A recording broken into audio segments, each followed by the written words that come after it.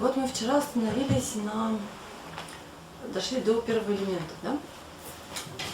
Значит, первоэлементы, вообще вся эта теория первоэлементов, это краеугольный камень не только тибетской медицины, а всей тибетской философии, в том числе буддийской, всего-всего. С ними вообще есть путаницы из-за перевода.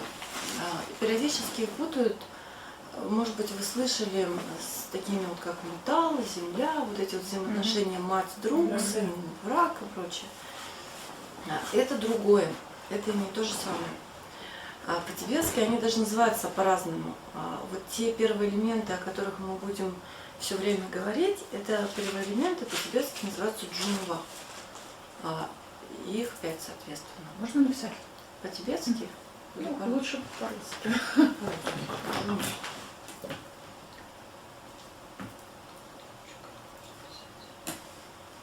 Фломастером.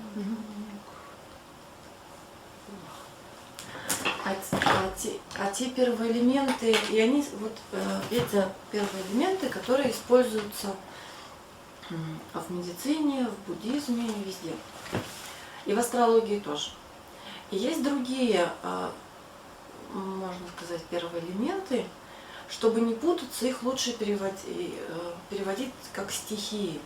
Они по-тибетски называются кхам. Кхам, значит, в области. И тоже 5. И вот эти вот кхам, это и вот стихии. Это как раз то же самое, что мы знаем, то, что есть в китайской философии, в китайской медицине, вот это вот земля, дерево, железо, вода, огонь, вот эти вот все взаимоотношения, мать, сын и враг, друг, они тоже есть в тибетской медицине, но они больше используются в астрологии, вот эти стихии. А в медицине больше первоэлементы. И в принципе мы с вами сейчас в рамках данного курса про стихии говорить не будем. Мы будем говорить только про первоэлементы. Как я уже упоминала, их 5. Пространство, воздух или ветер, огонь, вода и земля. И вот эти вот первоэлементы, это, конечно же, это не тот воздух, который на улицу дует, и не та земля, которая под ногами лежит. Это определенные, можно сказать, принципы, которые образуют все явления во Вселенной, как внешние, так и внутренние. Вот эти вот 5 первоэлементов, их характеристики, они присутствуют во всем, как во внешних объектах, соответственно, в нашем теле тоже, потому что это определенный объект, в процессах, и также они присутствуют на ментальном уровне, в плане там переживаний, эмоций, они все тоже подводятся под эти первоэлементы, под характеристики. И в принципе это как раз и есть та причина, почему мы говорим о взаимосвязи. Раз уж Вселенная и мы сами построены из одних из тех же частей, то понятно, что они друг на друга могут влиять. Если бы мы были из принципиально разных каких-то частей, или там частиц, или чего-то еще, то, наверное, влиять было бы сложно. А так получается, что мы совершенно по природе ничем не отличаемся. И вот это вот очень важно. Значит, как я уже сказала, первоэлементов 5. Самый, сейчас я скажу так, первый это пространство, у него нет особенного обозначения, поэтому мы нарисуем что-то бесформенное.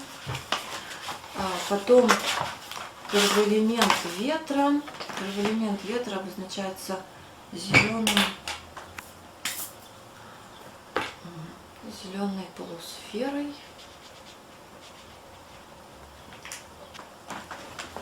Если хотите, может вам пересесть удобнее. Будет сразу видно. Так, сейчас я пойду. Можно на паузу поставить, я пока возьму фломастер еще. Элемент огня, и он обозначается красным треугольником. Потом элемент воды, он обозначается синим кругом. И в конце элемент земли, и это желтый квадрат. Вот это те 5 частиц, из которых состоит вообще все, что существует. Почему я перечисляю их в таком порядке, а не как-нибудь? Порядок этот важен, потому что говорится о том, что они порождаются вот в этой вот последовательности, то есть от пространства к Земле они появляются последовательно друг из друга. И в обратную сторону, то есть сворачиваются, и когда человек умирает, как раз они сворачиваются в обратной последовательности из Земли в пространство. А ветер как обозначается? Зеленый полукруг. Спасибо. Вот. А красного нету? Нет. Ну, да. И как они друг из друга появляются? Сначала существует пространство. Пространство вообще, ну, раз уж оно пространство, оно дает вообще возможность всему существовать. Без пространства ничего бы не было. Ну, понятно, что раз оно пространство, то оно пустое. И вот в этом пустом пространстве в какой-то момент возникает некое движение, которое как раз символизирует этот вот элемент ветра. Поскольку пространство это пустое, ну, может быть, нам это как бы немножко кажется странным, но в действительности так и есть. Например, в сознании все время возникают какие-то мысли. Они возникают, ну, ниоткуда, да, вот она была эта мысль, и она откуда-то вдруг взялась. У нее не потому, что там какая-то была причина или еще чего-то. Также самопроизвольно в пространстве возникает движение. Значит, пока это пространство пустое, движение усиливается, и вот этот вот ветер, говорится, что он разгоняется до уровня урагана очень сильно. И когда этот ветер становится очень мощный, вот эта вот энергия накопленная, она переходит в энергию огня. Похоже, как вот, ну, в древности добывали огонь, терли палочки. Трение. Да, как трение. Терли палочки друг об друга, и возникает огонь. Вот похожим образом из элемента огня возникает элемент ветра. После того, затем, когда этот элемент ветра, то есть элемент огня... Из ветра огонь. Нет, да, мы дошли до огня. Когда этот элемент огня усиливается, он как будто бы плавит все вокруг. И вот это вот... И получается таким образом нечто жидкое. И нечто жидкое как раз сравнивается с элементом, ну, как бы представляет из себя элемент вода. Опять же, через какое-то время этот элемент воды, он уплотняется, там, не знаю, появляется какой-то осадок, и таким образом появляется элемент земля. То есть таким образом вот эти все элементы друг из друга последовательно возникают. Конечно, это немножко образный пример, к которому можно придираться в плане там, логическом. Это пример для того, чтобы, ну, как-то легче представить, каким образом они друг из друга возникают. И можно видеть, что эти элементы последовательно становятся все более плотными. То есть понятно, что пространство оно самое пустое, а Земля из них самая плотная. И, соответственно, обратно они вот растворяются от Земли в пространство. И если подробнее о них говорить, значит, Земля, она представляет собой основу, и она представляет собой форму.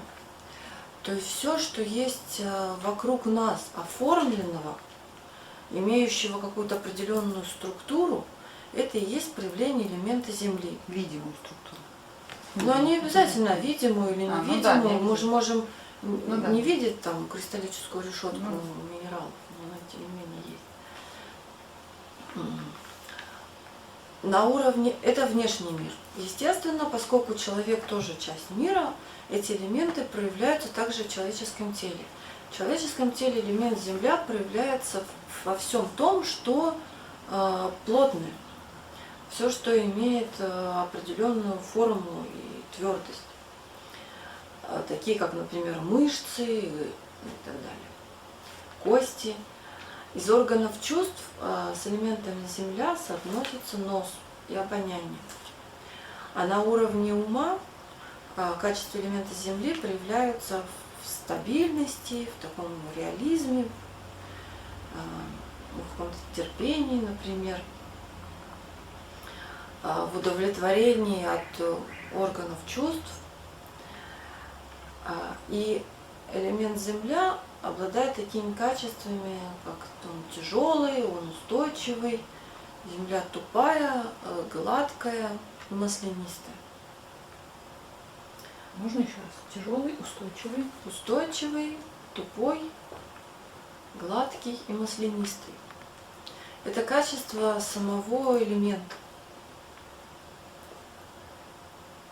или характеристики самого элемента. Элемент воды, у воды главное ее свойство – это текучесть.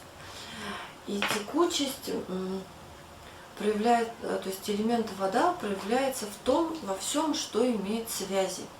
Все связи – это проявление элемента воды.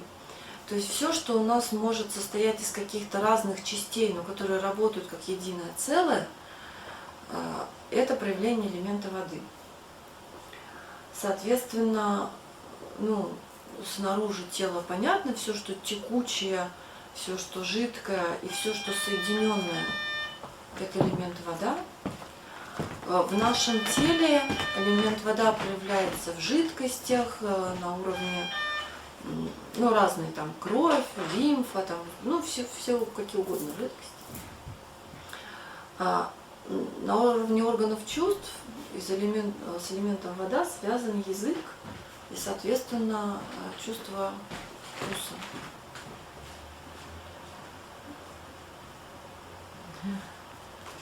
На уровне сознания элемент вода – это спокойствие.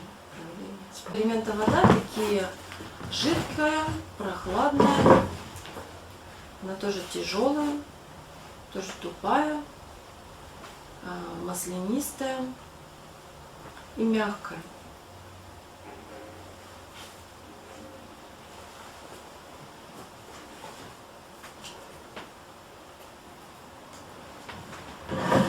Следующий первый элемент – это огонь.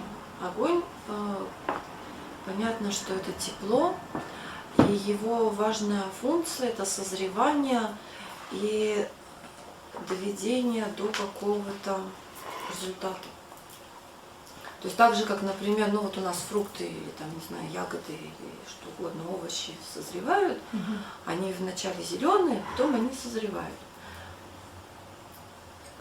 И для этого нужна какая-то определенная энергия. И вот эта энергия – это и есть элемент огня. И важная тоже функция элемента огня – это поддержание физиологических процессов на оптимальном уровне. То есть, в принципе, это и есть созревание, чтобы процессы шли не быстрее, чем нужно, не медленнее, а вот именно в должном качестве.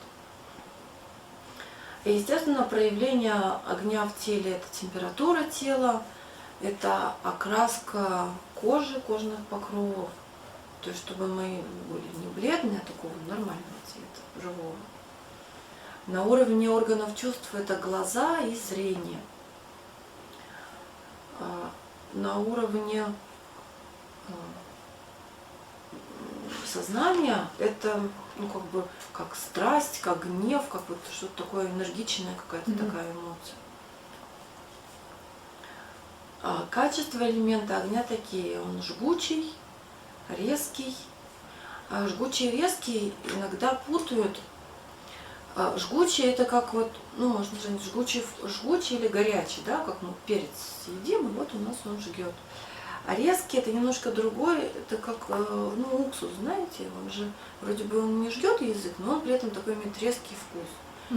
Иногда говорят острый, и тогда под этим острый непонятно, то ли это резкий, то ли жгучий. Мы перец называем острым, и салат с большим количеством уксуса тоже называем острым.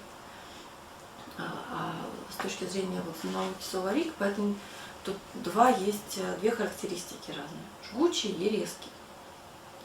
Или, можно острый, главное его не перепутать со жгучим. Сухой, огонь сухой, грубый, легкий, маслянистый, подвижный, согревающий.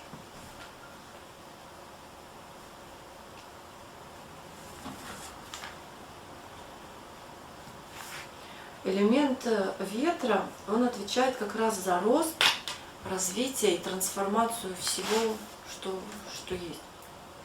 То есть любое движение, любое изменение во времени, например, человек растет, да, он сначала маленький, потом побольше, или какой-то цветок растет, или, например, что-то разрушается. Любые изменения, они связаны именно с элементом ветра. Любые движения, например, в теле, может быть, это транспорт веществ. То есть у нас, когда происходит процесс пищеварения, у нас же вот эти питательные вещества, они должны всосаться, их нужно перенести из кишечника, доставить с кровью ко всем органам. И то же самое кислород, его нужно из легких забрать и по всему организму разнести, а потом вывести обратно углекислый газ. То есть все вот эти передвижения, они связаны именно с элементом ветра. В теле элемент ветра проявляется как кожа и осязание. А на уровне ума он проявляется как вдохновение, творчество.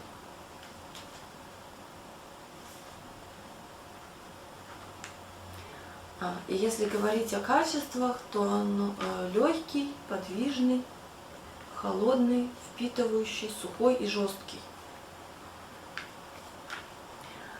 Вот это свойство жесткий, может быть, нам немножко не очень понятно, но в тибетской традиции вообще говорится о том, что качество жесткости, это знаете, как вентилятор, да, представляете?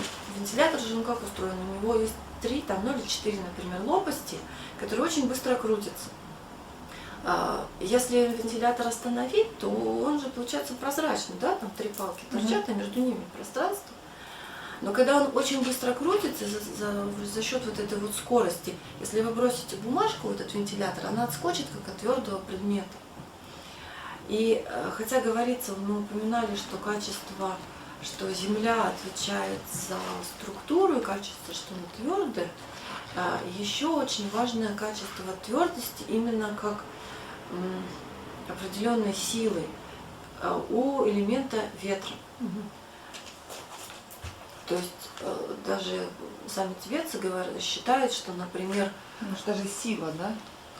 Да. Что, например, планеты в космосе движутся благодаря ветру. Мы знаем, что они движутся благодаря всяким силам притяжения, силы гравитации. И вот эти силы, они соотносятся именно с элементом ветра.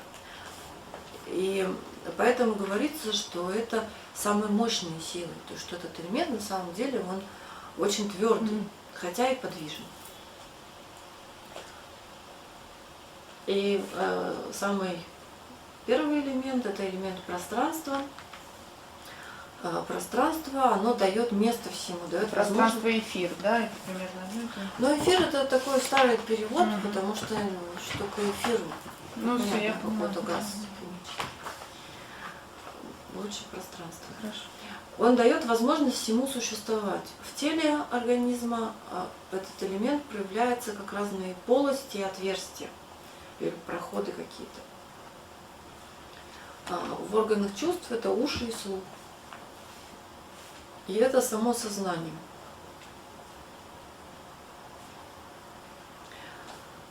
Элемент пространства, он на то и есть первый, или, не знаю сказать, последний, то есть который никуда не исчезает, потому что если у нас нет пространства, то у нас просто ничего не может быть. Но в действительности все эти элементы, они существуют, они, как правило, вместе, то есть сложно найти какие-то явления, которые бы состояли только из одного элемента или из двух. Элемент пространства, он присутствует вместе со всеми остальными. Потому что он как бы раскрывает и дает возможность раскрыться второму элементу, с кем Вот, но в действительности они в разные пропорции присутствуют обычно все 5. И для того, чтобы понять, вот Геше в своих лекциях приводил такой пример. Например, как с хлебом. То есть для того, чтобы испечь хлеб, который можно сравнить с телом человека, нужна мука, нужна вода. Это элементы земли, элементы воды. Если у нас не будет муки, или будет ее мало, или не будет воды, понятно, что никакого хлеба у нас в принципе не получится. Затем этот хлеб нужно перемешать. Если мы просто муку бросим в воду, то у нас тоже никакого теста не выйдет. А потом нам нужна печка для того, чтобы это все испечь. И эта печка, это получается огонь. И пространство, кухня, где вообще все бы это находилось. И только когда присутствуют все эти 5 вещей вместе, только в этом случае у нас получается хлеб, а в случае, или человеческое тело. Если хотя бы одного чего-то нет, то в итоге никакого тела нет. Поэтому, или если, например, какой-то из этих элементов будет в недостатке, это легко понять, да, если у нас в печке огня мало, значит у нас хлеб не допекся. Если у нас воды было много, значит он получился или жидкий. Если мы его плохо вымесили, то тоже там какая-то будет ерунда. А если у нас нет кухни, то и разговаривать вообще нет. Поэтому все эти элементы, они присутствуют обязательно, но они присутствуют каждый на своем месте, каждый выполняет свою функцию и свою роль. И поэтому все наши состояния, как здоровья, так и состояние здоровья, это получается, когда у нас есть идеальный баланс в этих элементах, когда они все на своем месте и все с ними в порядке. Если у нас есть какой-то дисбаланс, муки мало, или воды много, или огня в печке нету, то у нас получается как раз заболевание. Сначала оно может быть незаметное, а потом уже заметное. И важный момент, если мы знаем качество вот этих элементов, то на этом основаны принципы диагностики.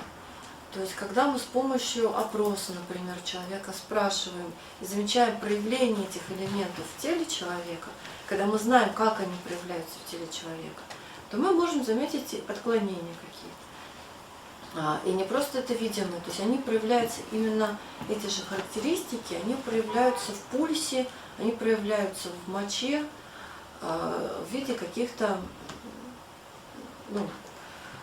понятно, что мы не видим, что, например, пульс грубый, да, что пульс грубый, но при этом вы чувствуете, вы трогаете, понимаете, что он как будто бы, например, твердый или жесткий, сама эта артерия. Вот. Или, например, он мягкий. Нет, мы сейчас подробно не рассказываем, просто говорю к тому, что мы замечаем эти проявления. И благодаря этому мы можем ставить диагноз. И диагноз обычно звучит слишком серьезно, как бы, когда мы кого-то там. Или, можно сказать, лучше даже понимаем, что происходит с организмом. И что? Мы поймем, когда увидим круглый пульс. Сейчас мы дойдем попозже. До кругового пульса попозже. И процессы, и соответственно мы можем на это влиять. То есть если вы понимаете, что в теле стало слишком много грубого проявления грубости, значит нужно каким-то образом добавить элемент гладкости, например. Но это качество, да, то есть если вы видите, что слишком стало много огня, значит, наверное, надо притушить его с помощью воды или там, земли, например. А если слишком много стало ветра, то, наверное, надо его как-то тоже с помощью земли немножко успокоить, да, или воды. Вот благодаря этому мы как снизу вверх притухает, то есть тушим вот так вот нижними, тушим верхние, а разжигаем наоборот верхние. Нет, мы чуть попозже будем все это смотреть подробно, потому что мы сейчас говорим про качество, да, мы же не можем, то есть вот вы заметили элемент грубости, да, в теле, например, вот там кожа стала грубой, но мы же действуем с помощью каких-то средств, да, мы же не действуем характеристиками мягкости, Ну да. да, мы же используем какие-то средства, которые несут определенные характеристики. И про это чуть попозже мы поговорим, а точнее, наверное, мы завтра про это будем говорить, про то, какие характеристики средств действуют против каких характеристик вот этих вот элементов. Сейчас мы пока смотрим, как эти все элементы проявляются в теле и функционируют в теле, как это вообще все работает.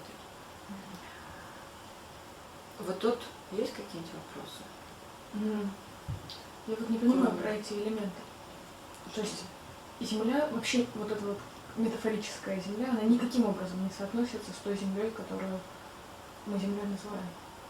Она отчасти соотносимся, потому что та же самая почва, которая под ногами, у нас она плотная, да, или там, может быть, она имеет какую-то структуру, естественно, но та почва, которая под ногами, она же еще достаточно мягкая, например, может быть. Она может быть влажная, если ее полили. Вот, просто нужно понимать, и потом, если бы это было просто почва под ногами, можно было бы сказать, ну хорошо, я-то не из земли сделана, не из песка, не из камней. Ну, допустим, говорят, в человеке там 80% воды, или там 75%, да, остальные 25% это же не земля. То есть идея в том, что вот эти элементы, они называются обычными словами. И они, конечно, соотносятся с обычными явлениями, как пример, но они не являются этим. То есть элемент Земля – это не только та почва, но качество элемента Земли присутствует и тут, и, не знаю, тут, и везде. Все, что можно потрогать, подержать. Вот тут То есть понятно? скорее это абстрактное качество какое-то. Это абстрактное которое качество, отдельно которое проявляется в этом и в этом.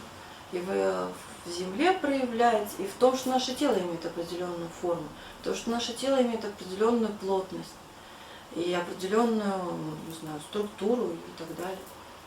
То есть, когда мы подробно начинаем смотреть, мы видим, что они все вместе присутствуют. Наше тело имеет структуру, да, но причем при том, что наше тело имеет эту структуру, мы состоим из разных частей, из разных тканей. Но все эти ткани, они работают как единое целое. И вот эта вот связь, это уже проявление элемента вода. И вот это проявление элемента вода, его в действительности нельзя оторвать от элемента земля, правильно? Иначе это уже будет труп, который лежит и не шевелится. То есть пока в человеке есть жизнь, все эти элементы, они функционируют вместе.